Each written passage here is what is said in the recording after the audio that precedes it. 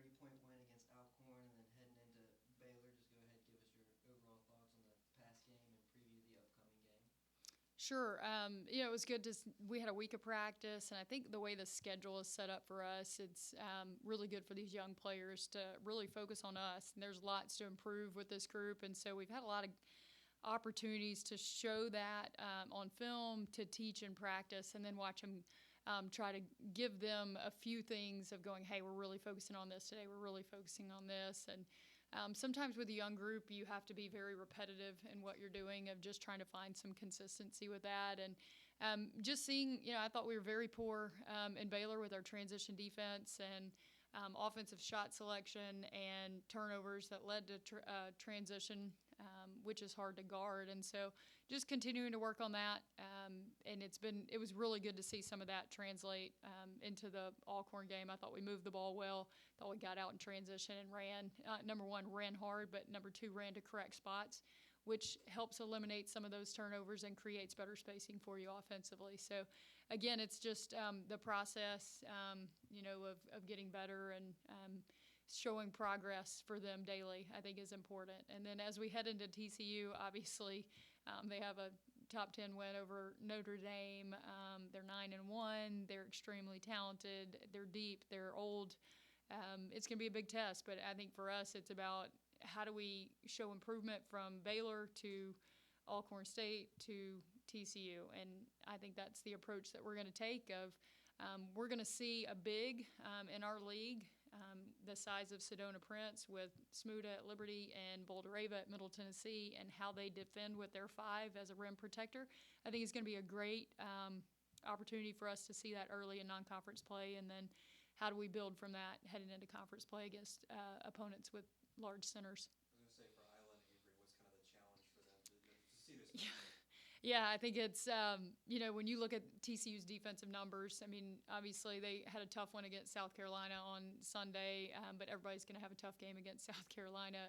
They're extremely talented, but what they do defensively is so effective because they can allow their perimeters to get out and pressure and deny and really try not to allow you to have easy touches because they have a rim protector in Sedona Prince. And so we've got to try to move her around a little bit and, utilize their ability, especially Avery's ability to shoot from the perimeter. It's going to be a big test. You're not going to be able to turn around and shoot right into her hands. She's going to block shots. She's going to alter shots, and we've got to find a way to manufacture some easy baskets. Otherwise, defensively, I think is where it's going to be the challenge. She can shoot the 3. She can face up. She can score around the rim, and we've got to do a great job of trying to get her out of her spots and not allow her to get there quickly. Transition defense is going to be huge, and just trying to provide some help where we can for those guys inside. I know for Gianna and Jordan, offensively, I know they like to kind of weave in and out and kind of move the ball, in and out of the post. I guess what's the challenge of making sure like they're not just kind of getting in there and it's all crowded and they lead to some of the turnovers that you're mentioning? Yeah, I think some of that is just, number one, getting to correct spots. And if you go back and you watch, and it's crazy because we'll watch and they'll go, oh, yeah, that makes sense. And then we go out and do the same thing. So I think it's going to be, just a continual process of giving them space, knowing when to attack, knowing when to give it up early, and then not allowing yourself to get in those trouble spots of when someone does drive. Are we getting to correct driving spots where the ball can see us and not standing and watching and clogging things up where you're bringing your defender in to allow for them to get a hand on a ball and cause a turnover, or just shut down a passing lane. So we've got to be really good with our spacing and just be patient. I think that you got to push selectively because we got to continue to work on that for us offensively. But then we've got to know when to attack and when to set up offense and try to create a little bit better space.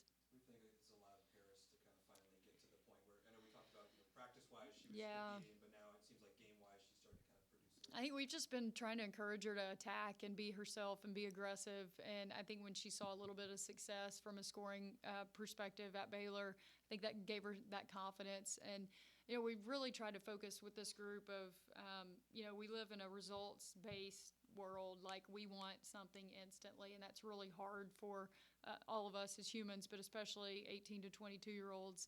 And just trying to help them focus on, okay, are we getting it right? You can have a great offensive possession, making the extra pass, getting a post feed, kick out three, and it just doesn't go in.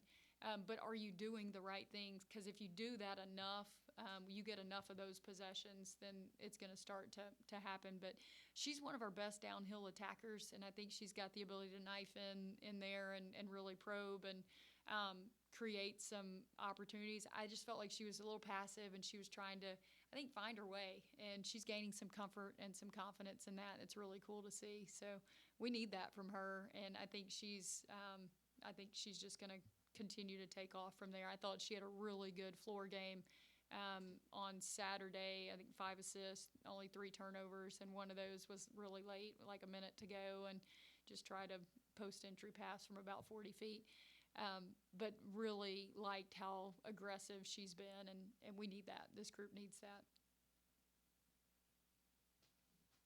Any questions? Relative to maybe your preseason expectations, would you say this group's kind of on track to get where you wanted them to get prior to league play?